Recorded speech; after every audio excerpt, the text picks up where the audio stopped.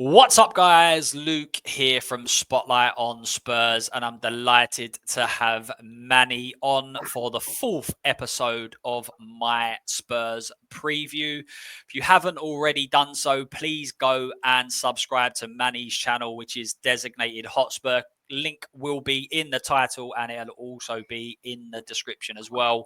Manny will be starting it up and getting some content out in the coming, well, in the near future, shall we say. So, Manny, how are we doing, sir? Good. Life outside of Spurs is wonderful, going great. Life inside of Spurs, as everyone knows, with the current situation, is it's bubbling over. Let's just say it's bubbling over. But all good. Thanks for having me on, as usual. Thanks for coming on, mate. We will get into it, but we are actually recording this a couple of days after the Morgan Gibbs-White saga has finally come to an end. If anyone that's watched the previous episodes of this, as I said, there has been 3 previously. Morgan Gibbs-White has been a talking point for everyone, and the expectation from pretty much everyone that he would get over the line and be a Spurs player. Obviously, as I said, that saga's now ended. However, he is no longer a target for Spurs after signing a contract at Nottingham Forest. So seems that there's an end to that. So other targets are going to have to be reviewed, but we will get into that. So as I said, all the same questions to every single guest. There isn't obviously a right or wrong answer. It's how everybody feels. And what we're going to do is just quickly start on what your thoughts were of last season and how last season was for you as a fan. Yeah, I think from my perspective, I think last season was and I choose my words very, very carefully, a successful season. And what I mean by that is obviously waiting 17 years for a trophy and actually getting a European trophy, which is technically the biggest trophy we've had in the last 41 years, I believe it is, was, the culmination was absolutely wonderful. As I said, I wasn't able to go to Bilbao because I fell short by, I think, about 20 points to get a ticket, which was devastating. But however, I still went to the stadium to watch it, and I tell you, it was euphoric. I had grown men right next to me, absolutely crying, and that's what football is about. That's what football is about. When people were bantering us, during the Poch era, saying finishing second and winning no trophy, they were right, because the feeling is absolutely incredible, like insane. From a league point of view, obviously, I'm a season ticket holder. I'm there week in, week out. I'm not able, due to obviously my kids and whatnot, I'm not able to go away from home. But going in, week out, seeing us lose week in, week out was not the greatest, to say the least, and the manner in which we're losing. But from my perspective, I just felt that was an anomaly. That going from 5th all the way down to 17th is as an anomaly as going from 17th to 5th. So that's how I saw it. I saw it as a successful season, and quite poor from a perspective of the league season. But I didn't think that the league season was something for what we got at the end of it. I felt it was okay to have that, as long as it didn't repeat itself going forward. Yeah, it's a very strange season. Like, literally, that game in Bilbao was the difference between potentially the worst season we've ever had to the best season we've had, as you said, in probably 40 odd years. And it depends on what side of the fence you sit on. There are going to be people that will continually say it doesn't matter, the league is the most important thing. There are going to be others that completely disregard the league because of the trophy. And as I said, there's no right or wrong answer here. It's just entirely how people feel it. A lot of the other guests have basically said that they've already forgotten about the league. It was literally the cup final was last year, and that was all that happened. Nothing else happened. So it's a good way of thinking about it. I think that's a good one. If we all thought like that, we're just European champions. Don't worry about it. Moving on. So, and we will move on. We're going to move on to the and replacement in Thomas Frank. What are your thoughts around Thomas Frank? And it could have been just before the Ange sacking, afterwards, however you want to put it. What's your thoughts overall on Thomas Frank's appointment at Spurs? Yeah, I think from my perspective, everyone who follows me on different channels obviously knows what my thoughts were. I felt the season that we had, just like I've just said, was an anomaly, and even though at the same time unacceptable. However, the fact that Ange was able to win us a trophy at the end of it, which is something that all other managers were not able to do because they prioritized the league, which is what as fans we've complained about for time immemorial. I thought he deserved that chance to have a crack as at a for a third season. However, that is not what the hierarchy thought. And when obviously I realized that's not what the hierarchy thought, I was like, okay, cool, let's see what the appointment is going to be. So when I heard that we were linked to Thomas Frank, I I can't lie, I was actually quite disappointed because I looked at it from a surface level perspective. I thought, right, we've got Champions League season next season. We've got a manager who's won something with the current hierarchy. If you want him gone, I suppose you're going to get a higher level or European level caliber manager, if that makes sense. So when I heard it was Frank, I was a bit disappointed. However, when I started looking a bit more into Frank and a bit more into not just his tactics, but also the person that he is, I started to come to terms with it more because I felt I'm someone, and anyone who knows me from where I am to where I was, I'm someone who knows what it's like to be literally at the bottom and having that hunger to want to succeed. So when I looked into Frank, I was thinking, well, he's literally started. He wasn't even a manager when he started. He was an assistant manager. When he started at Brentford, and from that perspective, I thought this guy has worked his socks off to get to where he's got to, and getting the chance to manage a top 16, whether anyone likes it or not. We are a big six team, right? That would give that fire in his belly.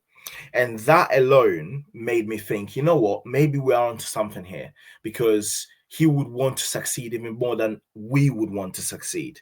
So yeah, from that perspective, I thought I started actually understanding and thinking, you know what, I'm liking this more. I'm liking the way he is composed in front of the camera, which is something that we were not getting with Ange. Whether you backed him or not, you have to say he was biting back at everything, wanted to fight the kid going into the tunnel. he was on to everything. So I have to say I like Frank's demeanor in front of camera. I like his composure and the fact that not much rattles him. But also, most importantly, I liked the fact that we went in and got the coaching stuff as well. Because sometimes sometimes the way we've seen it, which is very, very clear, especially with Ange, and with Nuno, if people will remember, the fact that he was not allowed to bring his coaching staff with him. Mm-hmm. The coaching staff are an important, integral part of what a coach does. And that gave me a bit more reassurance. And I know we'll get a bit more into it, but the likes of Cochrane being, the offensive part of Thomas Frank's coaching staff, even at Brentford, and looking at the offensive players that Brentford have managed to, get on and get to a certain level and develop. It's really, really encouraging. I have raised my eyebrow a little bit about Matt Wells being a defensive coach, considering the number of goals we conceded last year, but obviously different setup, different ideas. So yeah, I'm basically, in short, I like him more. I do not underestimate the task he has at hand, but I've come to terms with Frank being our manager, and just the same way I supported Ange, that's exactly what I'll do for Frank.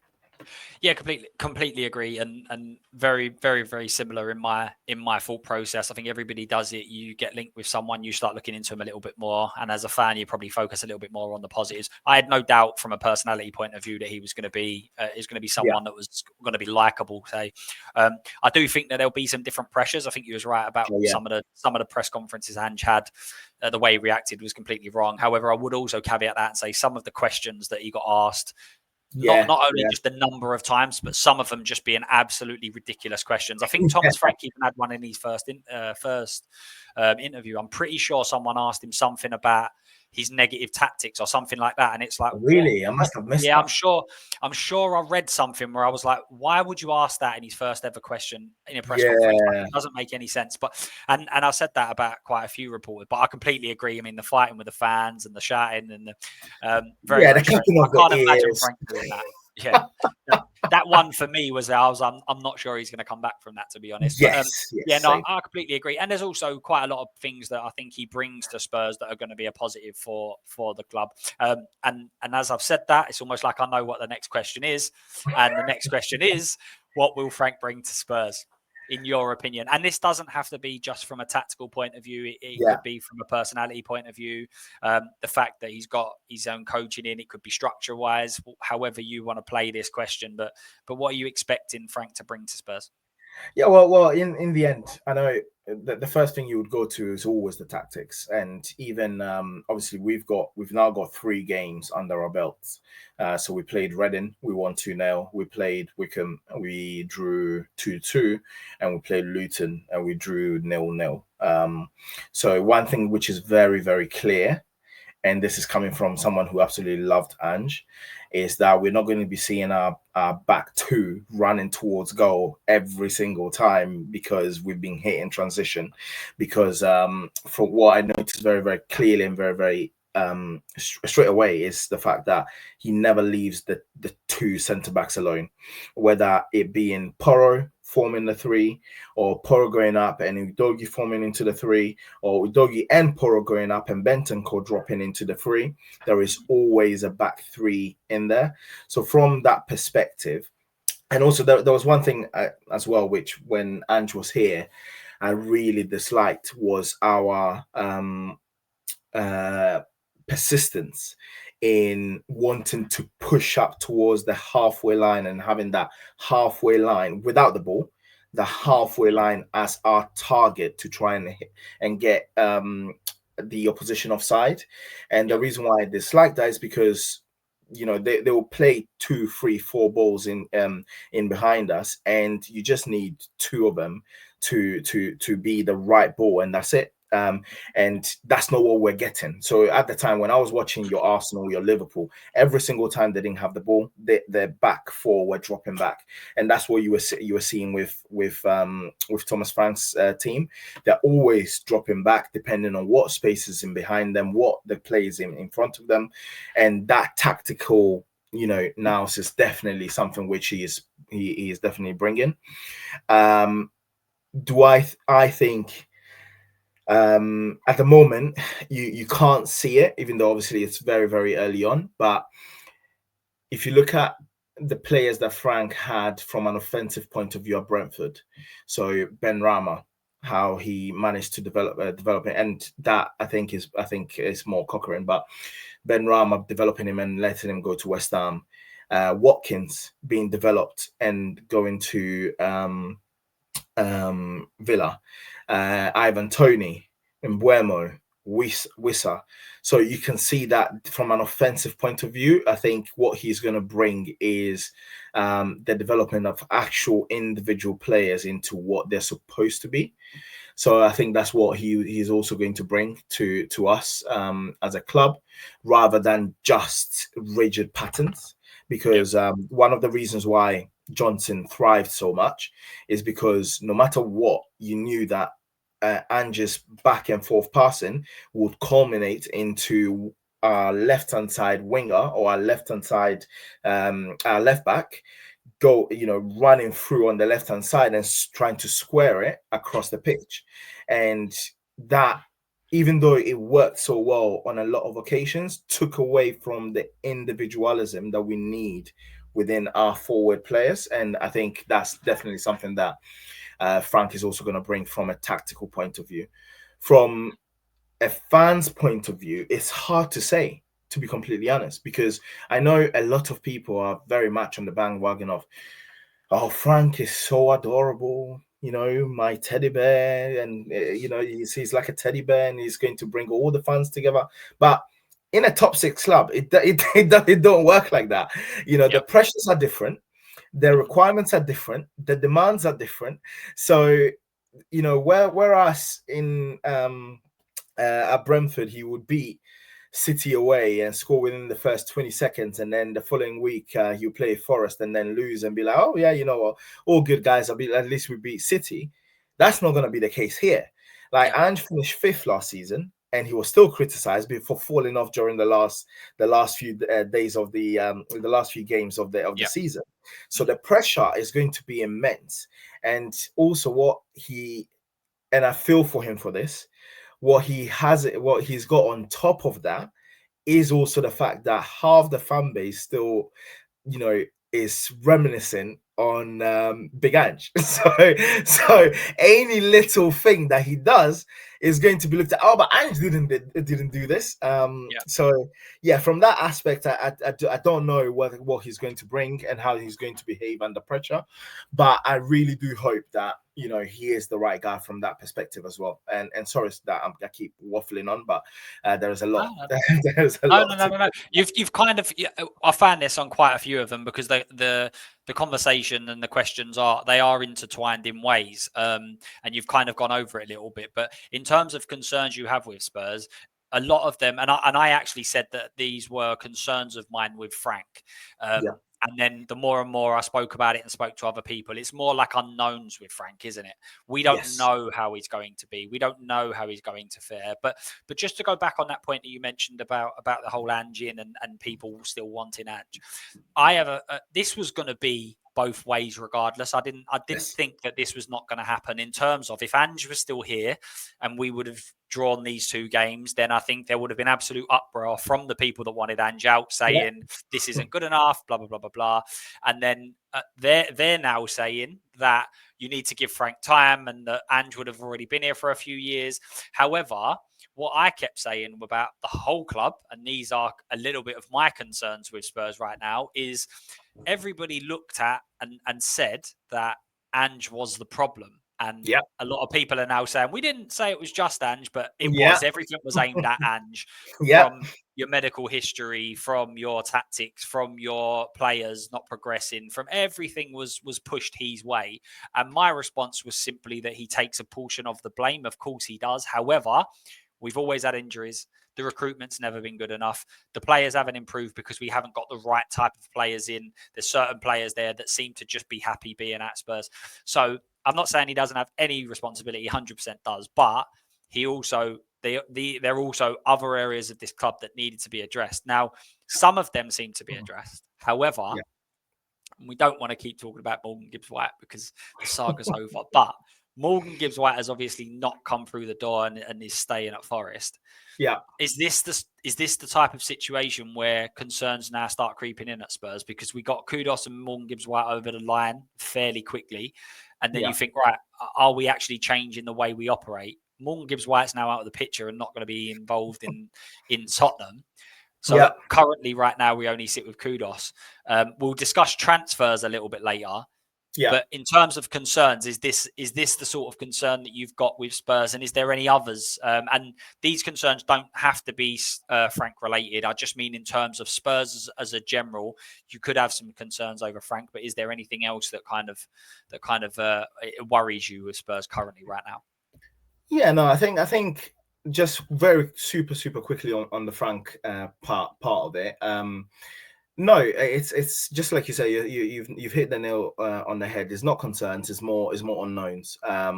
And with regards to the Ange and Ange out fraction, 100%. I was listening to your show on the show that you were on yesterday with Saba and Dan. I absolutely love Dan, but I always call him out.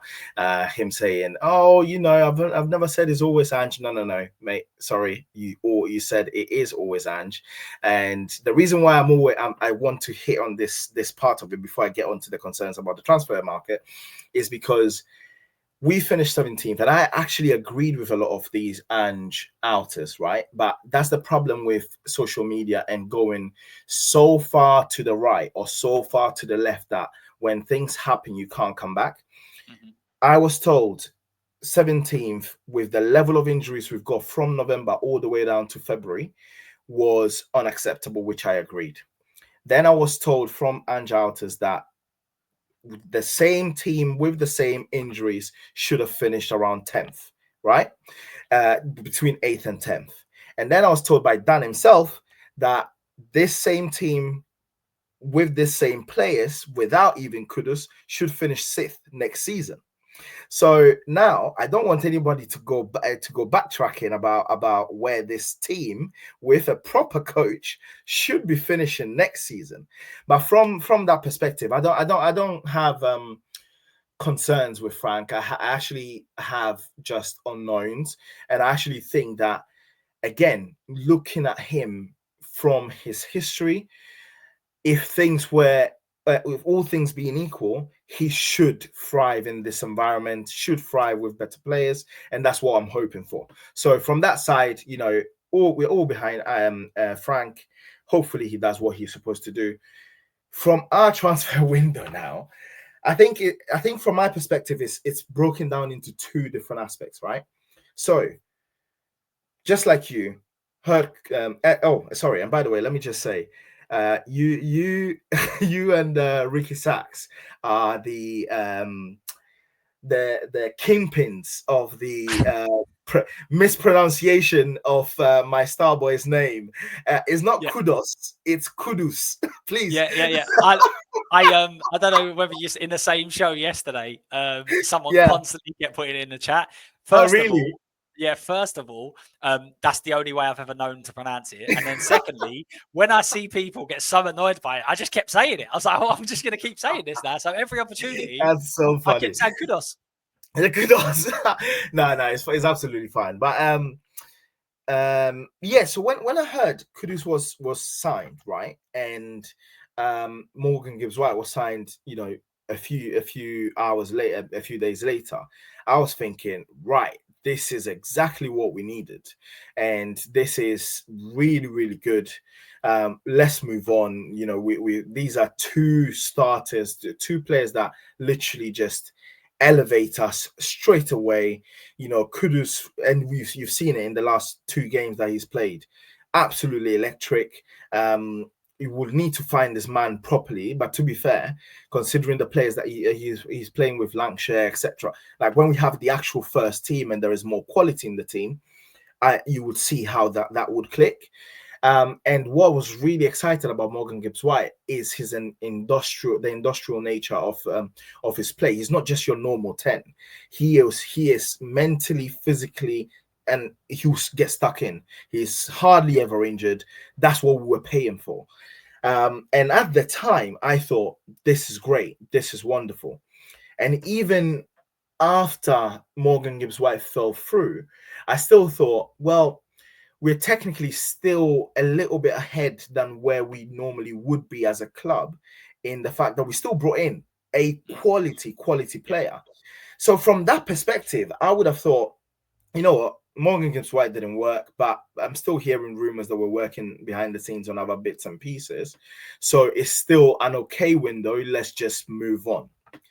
The problem we have is the fact that for whatever reason, the 4 clubs above us, or 5 clubs above us, if you want to add Manchester United, within the big 6 perspective, are doing an absolute madness. They're rewriting what would be an acceptable season, a transfer window. So what I mean by that is, at the start, Kudus and Morgan Gibbs-White would have got me feeling, you know what, we are cooking. In previous seasons, all 20 to 30 previous seasons, you would have said, yes, we're cooking. However, because of the way the transfer market has gone now, even had we brought in Morgan Gibbs-White and Kudus, we are still falling behind. And that is a concern because we know our owners and we know that they won't push the boat regardless of what's happening around them in the market. And they won't push a boat for various different reasons, whether it's financial reasons, whether it's lack of risk taking, whatever it is, they're not going to do it. They don't care that Chelsea are buying players left, right, center. They don't care that Liverpool are having the best transfer window they've ever had. They don't care whether Arsenal are still pulling away. They don't care that City are still City. Like, people talk about the 3 signings they've made or 4 signings they made this summer, forgetting the fact that they bought about 4 players in January, just gone. So whichever way you're looking at it, that is concerning. It's concerning for the now, but also concerning for later down the line in the next few windows, because you're then thinking, how are we getting ourselves back into that conversation? But this is where, again, going back to what people said, which I do, understand why they were saying it. This is how it goes down to the fact that our only chance becomes Frank being able to coach and elevate some of these players that we know are good enough. And I think that's going to be key for us. Or, I'm sorry to say, Luke, but we will be wallowing in the 8th and 10th position for the foreseeable if things don't change. No, I completely agree, and I think that's something that's getting a little bit confused within the fan base in terms of a lot of people are saying that we need to kind of match these teams that you're talking about in terms of the transfer window they're having. We can't match them because they're already in front of us. So we need to do better than what they're doing. And obviously, from what you've all just said, absolutely, we're not doing that, because what they're doing is to an extreme level, and we need to, at the very minimum, we need to be matching, because otherwise we're getting further and further back. So I completely agree. You kind of touched on a little bit of the transfers would the transfer ins that we were speaking about. We'll kind of go into that in a minute, but a lot of people have said exactly the same thing. This seems to be a bit of united within the fan base in terms of who needs to go out the door. Most people are saying that your Basumas, Solomon, a lot of people are saying Richarlison. The one really, I suppose, that there is some sort of pushback on really is Sonny. Do you agree with all of them players needing to go out? Whether that just be to create some money to bring other players in, or whether they're just not good enough. Gil was obviously also part of that as well. And then where do you currently sit on Sonny? Yeah. I think I agree. I mean, I was watching, and I'm a big. I watch every single Spurs content. Like, I've got every single subscription. Spurs Play to whatever it is, and I was watching the content, and whenever Bissouma and Richie panned out in the videos, the happiness in these guys' faces just reminded me why we're not a ruthless club. And I don't mean I don't want them to be happy, but they are just relaxing. They're having a lovely time. And I'm thinking, I was watching something that Sava was saying. I fully agree with him. We need to be ruthless. Some of these players have to go. Bissouma, quality on his day, quality. As you said, the Brighton Bissouma, but it goes back to the same thing that we're talking about Frank earlier on. When you have the pressure of Spurs and not the pressure of Brentford or Brighton, how are you going to swim or sink? And with Bissouma, it's not just an Ange thing. Conte left him out of the team as well because of his inconsistency. And I had a little moment where I was thinking, oh, you know what? Maybe Frank can. And then I watched a few of his games. I was like, right, this guy's got to go. I watched the Reading game. I was like, no chance. Like, the difference between him and Bentancur is just night and day. I'm like, right. And he's got 11 months on his contract. Just get rid of him. He's going to do very well in Turkey. You know, send him off to Mourinho in Fenerbahce. He would be absolutely fine. Richie is a problem because he, as a player, is okay. You know, whenever he is available, he is okay. But good Lord, this guy is never available. And someone said availability is your best ability. No, it's not. Availability is your first ability. If you're not available, that's it. Yeah. That's it. It's a wrap. So unfortunately, he has to go. The problem we have is that it's a World Cup season. He doesn't want to go to Saudi during a World Cup a season going into a World Cup. He doesn't want to go to the what's it called? The MLS, or even in Brazil with a World Cup looming. So we have to say to him, all right, mate, you can stay here. We will bring in a replacement, and you're going to be on the bench or in the reserves. So if you really want to play for Brazil, which you say you want to do, pack your bags and leave. And I know people are going to watch this and say, "Oh, you're being harsh." No. Chelsea do it, which is why they sign 2,000 players at a time. Liverpool do it. City do it. Like City, there's the replacement they bought for Rodri in January. What's his name? Pep has already said he's got to go. So why is it that always Spurs ends up in that same scenario all the time? Alfie Devine and what's his name? Dane Scarlett. My freaking word. Like, sell them, put a buyback clause in their contract, put a massive sell-on clause in their contract, and bid them farewell. You've managed to sell a keeper who would have easily been our third choice goalkeeper and would have probably fought for a second choice goalkeeper in Keeley. What is stopping you from letting these players go? I'm sorry to say. So so from that perspective, I fully agree with all you guys have said. Brang Hill is in Spain. Like, I'm not even going to talk about him. And Solomon is injured, so he most likely is going to go either back to the Championship, or Leeds are going to want him back. But other than those players that they've mentioned, I don't think anyone else. Like, I feel Vuskovic has to stay, but we can talk about that in a minute. But that being the case, maybe a loan for Dragusin would be beneficial, but I know that's not going to happen. So I think I'm on board with everyone else on that perspective.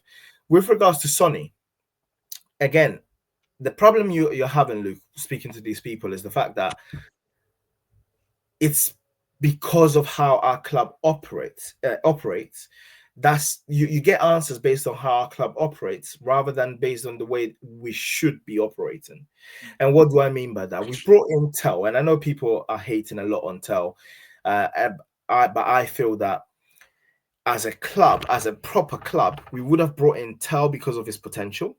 We would have kept in Sonny because of his experience and his status around the club, and we would have brought in a seasoned left winger to be able to rotate with them and give Sonny the rest that he deserves and the outs that he deserves, and then tell the experience that he needs from someone more experienced. So that's the problem you're having. So from my perspective, if I was in charge and I could do what I need to do, I would allow Sonny to do whatever he wants, whether leave, stay, whichever. However, I wouldn't let that dictate who I bring in that position. The problem you have is that, and the reason why the others are answering the way they're answering, is that we know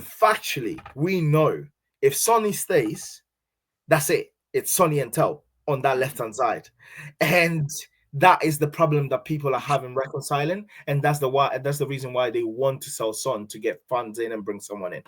Yeah. So No, I completely agree, and that's exactly how I would approach that situation. In terms of Sonny makes a decision whether he stays or he goes. However, the manager makes a decision whether he plays or he doesn't, and that's it for me. There's a player doesn't dictate because of previous years what he should and shouldn't do. So, I do agree. I think that the expectation will be if Son stays that we won't sign anyone else, and we do need someone else. So.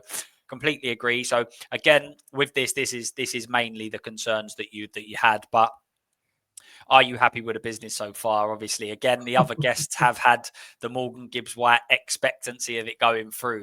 To caveat the positivity that they kind of brought. However, for you, I have a feeling that it's going to be a no as the short and sweet answer. Are you happy with the business? No, not at all. Not at all. I think, again, I will just caveat this because even though people don't like to hear it, I do think some of the players that we have, their level was miles below par last season, and I think they have notches above. Even when we finished fifth, I feel like they have notches above that to give. So I'm not in the camp of it's absolutely all doom and gloom and Frank can't work at all with any of these tools. No, I'm sorry, he can.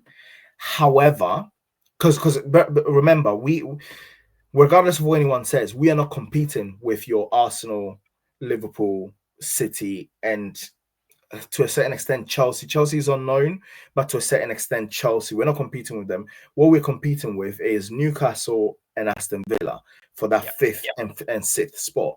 They haven't done much in their transfer window, and Newcastle has got Isak going. Like I'm 100% sure that he's gone because of the way they're moving. So our squad as it is can, with Kudus involved, and Frank is coach, can compete with that. However, mate, we generate way more money than any of them. Our wages to revenue ratios are way lower than any of them. So we should not be trying to compete with these lot. We should be blowing them out the water with a few signings that get us into that fifth spot, which I'm 100% sure is going to be a Champions League spot next season, and push on. And I was watching yesterday. I was watching the Newcastle Arsenal game. Isak is going, but these guys are sharp. Newcastle were absolutely sharp, in their gameplays, which reminded me that we've got a long way to go. So no, I'm not happy with our business so far. They need to wake up. Our board needs to wake up, and as sad as it is to say, and I have had a few disagreements with Luba, but he is spot on about the level of ambition that we have. And if we as fans, without any coaching badges, without any transfer badges, without any agents badges, are seeing this, how are these lot? They're seeing it and they're just refusing to address it. And that is where I fully agree with Luba and Co. when I say, mate, I'm sorry, but this all falls on you. You know what I mean? Mm-hmm. So yeah, I completely agree. Oh, there seems to be some sort of echo. Oh, is it still there? I can hear myself. Is that better? I'm absolutely fine. It's gone now. So I completely agree. And basically, this is now again, who should Spurs be bringing in? Number one target again. That has been a bit skewed from previous guests because some mentioned he who we shall no longer name. So in terms of the player profile, then for Morgan Gibbs White, there is. He was quite unique in his skill set in my eyes because you touched on it earlier. He's not only a 10. I think that he was probably going to play deeper for Spurs. I think he was going to be more of a deep line playmaker, probably in the 8 position. And a lot of the players that I've seen kind of banded around are very much more 10s than they are 8s in my eyes. Harvey Elliott's one. Xavi Simons has even been spoken about in the fan base as well. So I think his characteristics and his play style is actually quite unique. Not saying nobody's like him, but it is quite unique. Do you think that we go for a similar type player, or do you think that completely changes who we would now start targeting? For instance, do we now go for a far more defensive midfielder to play a more attacking one? Do we go for two better ones that are better defensively because we're going to push other options and players further forward? What's your thoughts in terms of who do you want to bring in? And you can just name names. You could name just positions you think we need to strengthen. But I do want to know who your number one target would be this summer. Yeah, so you're spot on in regards to Morgan Gibbs-White. So he was very unique from on many different points in the fact that he could play in the 10, but he was not your normal 10 that just does the 10. Yep. He could play very much in the 8 as a ball carrier. His I think what I was reading somewhere that his interception in the or ball recovery in the final third was in the 90th percentile last season, and you could even play him as a deep line playmaker as well. So from that perspective, that's very unique, and it's tough to be able to get someone like him or to equal his attributes. So I'm not sure who's out there with regards to who could literally be a like-for-like replacement. But if you don't get a like-for-like replacement, you need to split that into two. You need to get yourself an 8, and you need to get yourself a 10. And what I was thinking would have been great for us as to bring in is that fella from Wolves, João Gomez or Andre? João Gomez. You know who he reminds me of? He reminds me of the Newcastle Guimaraes.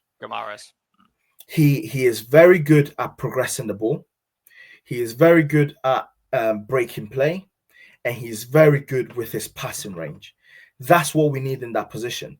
I know people keep saying Paulinho, and it's lovely to have him as an additional person within the squad. But for what we specifically need, that's not what we need. That, in my opinion, we don't need that, because when you look at Paulinho in Fulham, he broke up play, but he couldn't just spread the ball out. He couldn't with the ball at his feet. He's not your Bruno Guimaraes. He's not your whether you want to even at Chelsea, whether you want to say Enzo or the other guy, Caicedo. He's not any of that. So when I'm looking at it, I'm thinking I would rather not. And whether he would want at his age and having the experience that he's had at Bayern, he's not going to want to come to Spurs and sit on the bench. So he would want guaranteed play time to come to us. And I don't think he fits the bill other than he is cheap. So I would bring in João Gomez because the way he plays is exactly what we need in that deep line and position.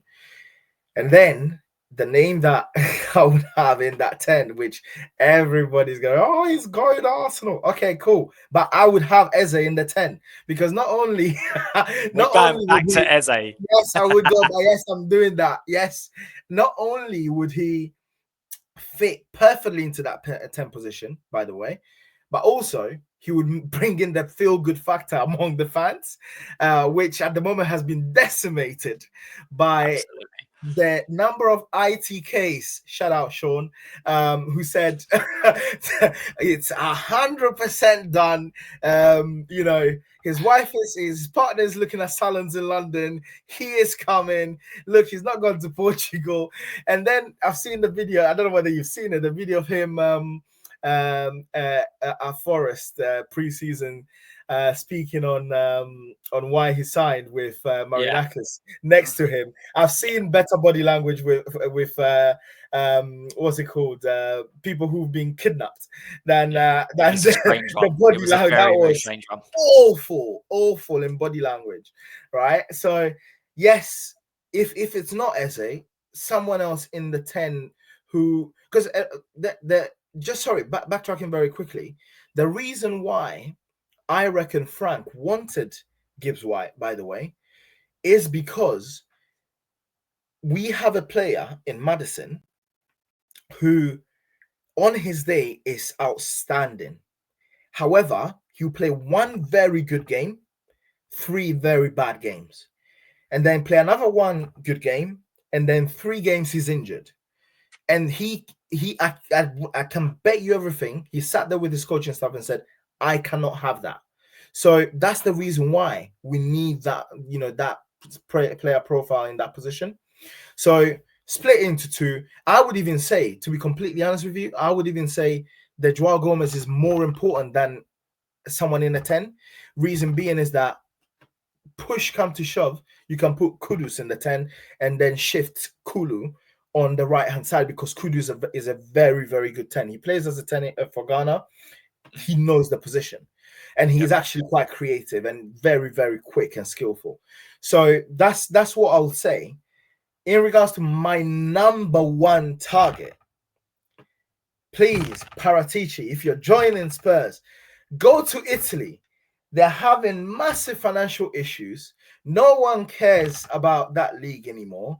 AC Milan, who I don't know whether you know, obviously I was born in Italy and I supported Inter Milan. AC Milan have got 0 ambition and not in the Champions League. Go and bring Leao to this club. That guy, imagine having Kudus on the right, Leao on the left. It will be an absolute nightmare for defenders of any team. Any team. Name your team. I don't care. City, Liverpool, Chelsea, Arsenal, whoever it is, to have those 2 coming at you like that, they would have it's stuff of nightmares. And we have gone through too many seasons where one side is good, one side is bad. So you go against these top teams and they say, right, just like last season, listen, back post Brennan is not going to do anything, guys. Just focus on Sonny, focus on Tell. As long as they are not able to square it, we're good. Yep. You look at PSG, and the one of the main reasons why everyone is so scared of playing them is because you can't mark anybody. Yeah. Because Kvaratskhelia will take on 2-3 man by himself. Desiree Doué and Barcola will take 2-3 man by themselves.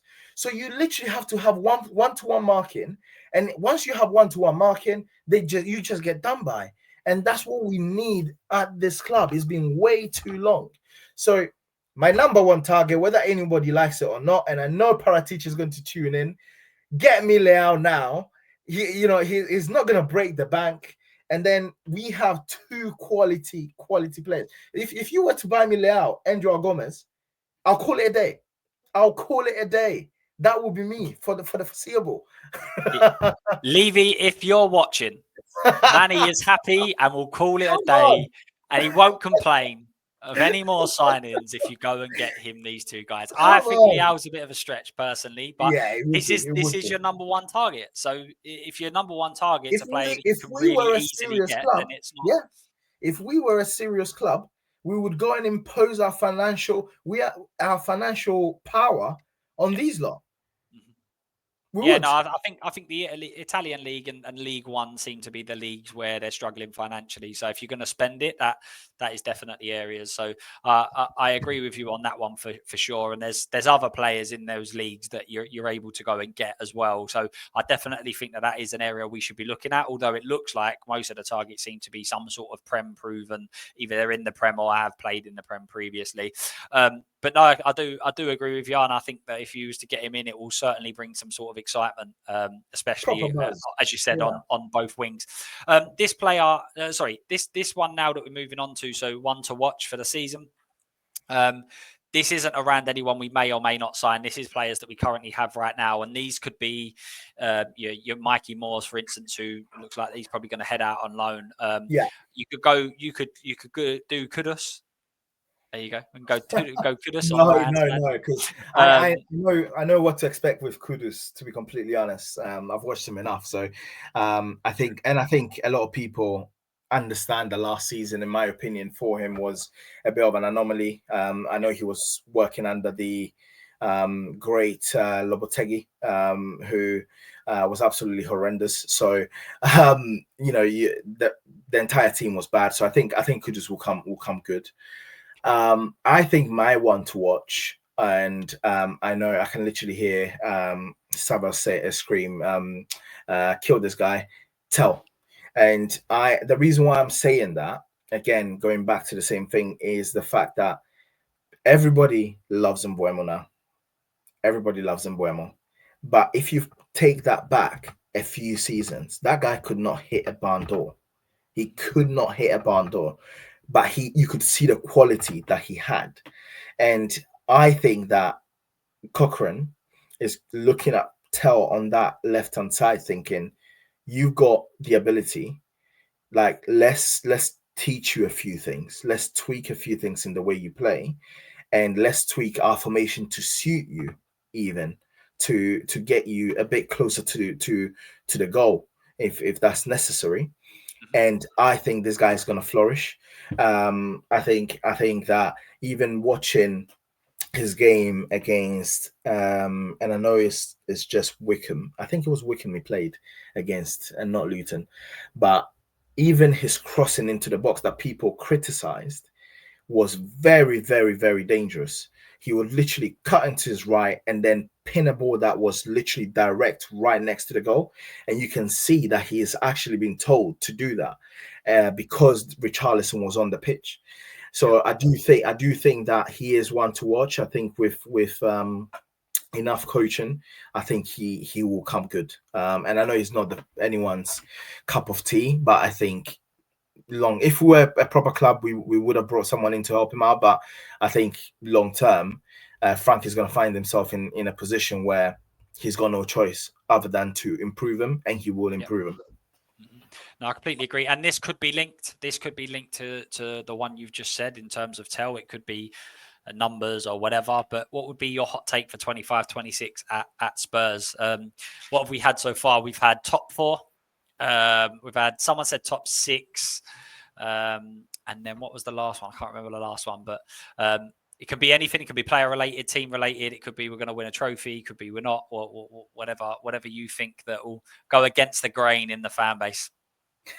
We're gonna win the treble. No, I'm joking.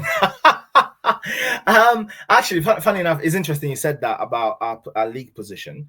So clearly it's not really a hot take, but from my perspective, and I've said that a few times, this squad as it is, in my opinion, can more than challenge for that 5th spot. More than challenge for that 5th spot. I think my hot take is that I know people saw Chelsea, and I know it's not technically Spurs related, but I know people saw Chelsea win a one-off game against PSG, but over 38 games, that's a totally different ball game. And I reckon that they're not going to be as good as people think they are going to be. So we do have that sneaky chance of getting into that top 4, in my opinion, based off where we're at the moment. That's my hot take with regards to things. I think that I know everyone wants signing, and I want signings as well. However, I do think that Frank's first job will be to improve your Kulusevski, your Madison, and everyone said to me that Ange is the reason why we had every single injury. So our injury record should be better automatically.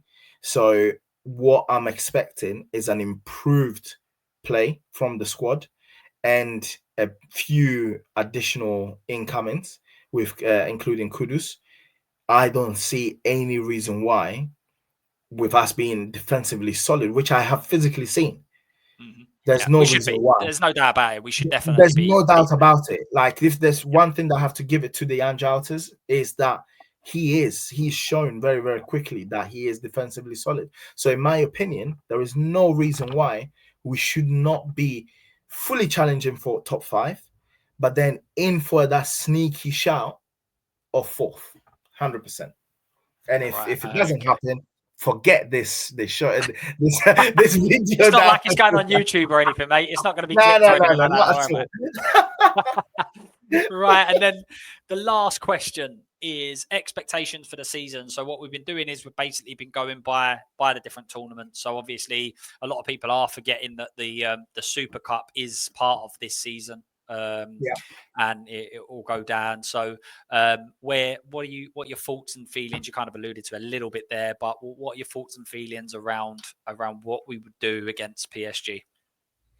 PSG wise, I think what Chelsea have shown is that is all about the tactics. There's nothing else. It's a tactical chess match with PSG, and if you, by whatever means, get that right, they are beatable. So I think us not going into that game, funny enough, playing Angeball is one thing that probably is in our favor. But yeah, I think listen, look, it's gonna be a tough game. It's gonna be very, very tough. However, from what I understand, they are coming in very late from their holidays, and this is a team that has won everything, nearly everything, by the Club World Cup in the past 12 to 18 months. So I don't think there's going to be any appetite by any of the players to want to come early because they feel like they're on top of the world. So I think that is going to be a big advantage for us, and I think we can have a go at it. You know what I mean? Like we are not a rubbish team. Romero is not a rubbish player. Van de Ven is not rubbish. You know, Porro. If I go through the team, this is not a rubbish team that should be battered, you know, from pillar to post.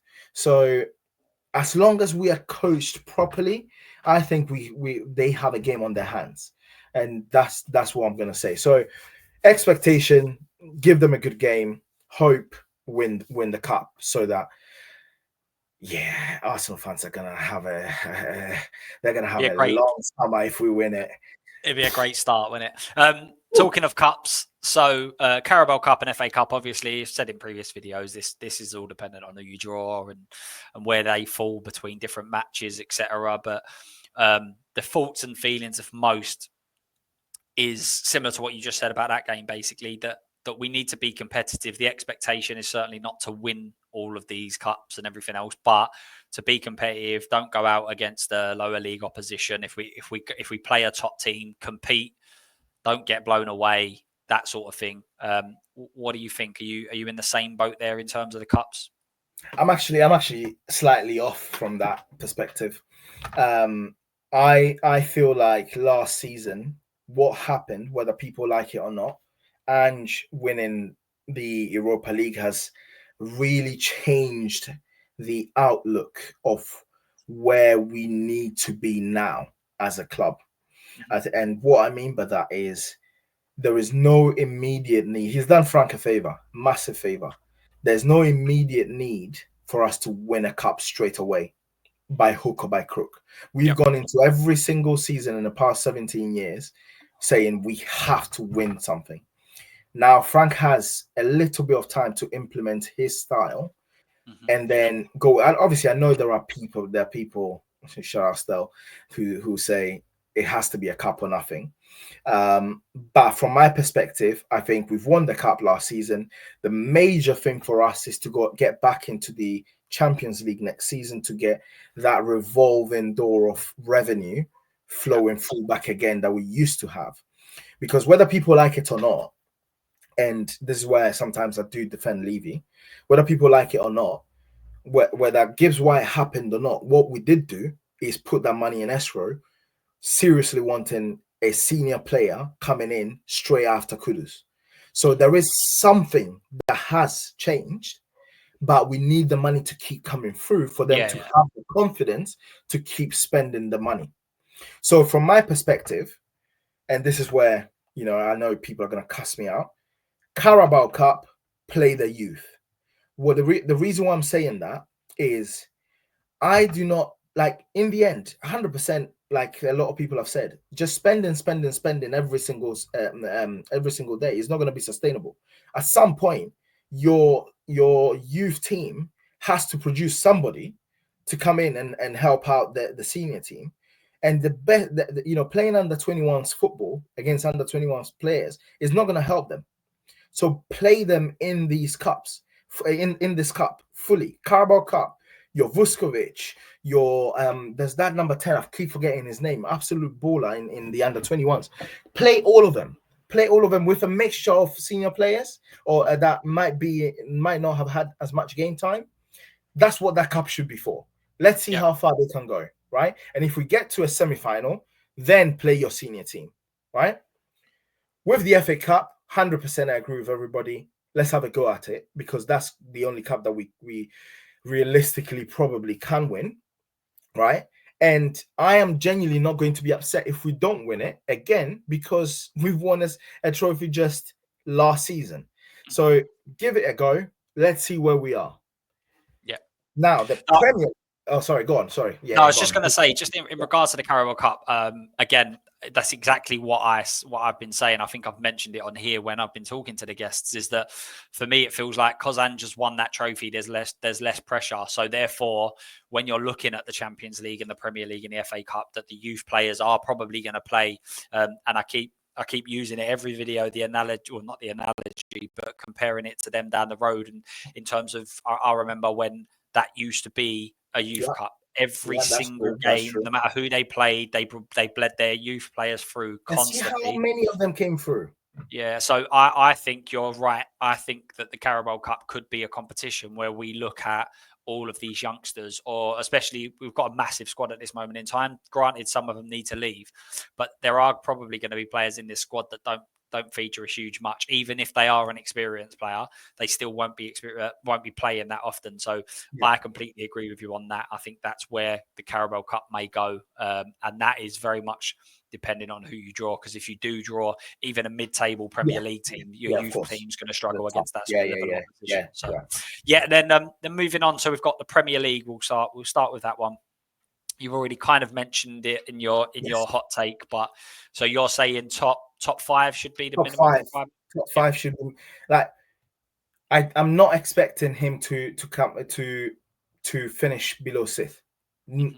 Not acceptable, not my expectation. Obviously, the reason why I keep saying that he has a bit of time because of Ange, me saying he has a bit of time because of Ange means that I won't throw the toys out of my pram if he doesn't.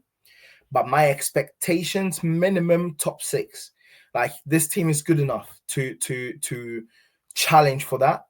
And if he follows what I've just said, which is play the youth in the Carabao Cup, that's one less competition that you have your senior players grinding down and having more minutes on. So I think Premier League wise, I genuinely think and that again, Levy, I know you're watching. That's not to say the guy does not need help, which is why I keep saying don't go too much to the left on things. The guy needs help, no matter what you think. But 100%. This squad, in my opinion, is good enough to challenge. If Newcastle are challenging with Miley and the fella that they got from Arsenal, I forgot his name now. If they're challenging with those players, I forgot his name. Anyway, centre midfielder. But if they're challenging with those players, and Villa is also challenging with their players that they have, with Rashford leaving, with Asensio leaving, with Onana that they got from Everton. I'm sorry to say, but we can challenge that. We can be in the mix of those teams. With your Romero, your Van der Ven, your Bentancur, your Kulusevski, your Maddison. These are not scrubs. Sorry to say. These are not scrubs. So top six minimum, but I think we can get fifth. Yep. And then last but not least, the Champions League. From winning the Europa League, we're now in the Champions League. Obviously, there was a slightly different. There was changes made to the Champions League now, so it means that you've got the bottom sort of half kind of go out straight away. You've got that middle kind of section where you go into a playoff, and then I think it's the top 8 or top 16 away. I can't remember. They're changing the rules every year in terms of numbers. But you've got the top section that go through automatically to the next round. Again, where do you kind of sit? Where do you expect? Obviously, I presume you don't expect us to go straight out, so it would be in the top 2 sections. Yeah. Do you expect us to go through immediately or go through the playoffs? Well, we've got European heritage. Sorry, no, I'm joking. European champions, mate, or European champions. Champions of Europe. Listen, we've got to win this. No. So yes, I don't expect us to go out straight away. And it's top 8 go automatically to the knockout stages, and then from 9th to 24th, battle it out for the remaining 8 spots. And yeah, that's where I'm hoping to be. It's a tough one because if you look at the teams that were in that 9th to 24th section last season, there were some big teams there, and you had the surprise teams like Aston Villa sneaking through into the top 8. And this is what I kept going back to when I was speaking to people and they were saying, "Oh, it's the Champions League." Yeah, it's the Champions League, but Bodo Glimt are going to be in the Champions League. Athletic Bilbao are going to be. They lost to PSV just 2 days ago. Are going to be in the Champions League. Frankfurt are going to be in the Champions League. Yeah, I think 3 or 4 of our oppositions that we played in the Europa League actually will be playing in the Champions League this year. So, and if you look at the draw that happened last year for these teams, and a few of those teams are beatable teams, are teams that we could have beat ourselves anyway. So I think there is a shout of sneaking into that top 8. However, it goes down to 1, lack of the draw, 2, whether you make your home a fortress, because Villa Park was an absolute fortress last season. But I think anywhere between that top 8 and 9th to 24th is good enough, because the amount of revenue, and it's all about looking at the bigger picture, the amount of revenue that you get in the by getting those extra games via the knockout or not, are what are going to keep us going from a transfer window perspective, and we need that revenue. So getting out of the league phase completely would be an absolute disaster, but I don't think we will, because again, we're not going to be playing just Real Madrid and Barcelona every single game. We're going to have some teams that we can definitely beat on our day, and let's see where it takes us. Completely agree. So in summary, Manny is saying, go and sign Leao and we will win the Champions League. That's essentially what Manny's going to say. Guys, once again, I've said it so many times recently, but the support on the channel has been absolutely insane to be going what is only a few months and have over 1,000 subscribers. The views have been absolutely incredible recently. The chat in the live streams has been brilliant. Obviously, a lot of that is down to the fantastic guests that we have on. Manny's been on a live stream. He's obviously part of this video as well. And we've had so many great guests on, giving their insight, talking all things Tottenham, different views. We're not bringing everyone on that has exactly the same view. We're here to be open to the ideas of other views and how other people see it. But as I said, if you could do, please like this video, obviously subscribe to myself. Go over to Manny's channel as well. As I said, the link will be in the description and it's in the title as well. And show some love there. Show love to every single Spurs creator, regardless of whether they views, whether you like the manager, don't, whether you like this player, you don't. We all want Spurs to do well. So just show some love, like the videos, subscribe to everyone. And the last thing from me is, come on, you Spurs.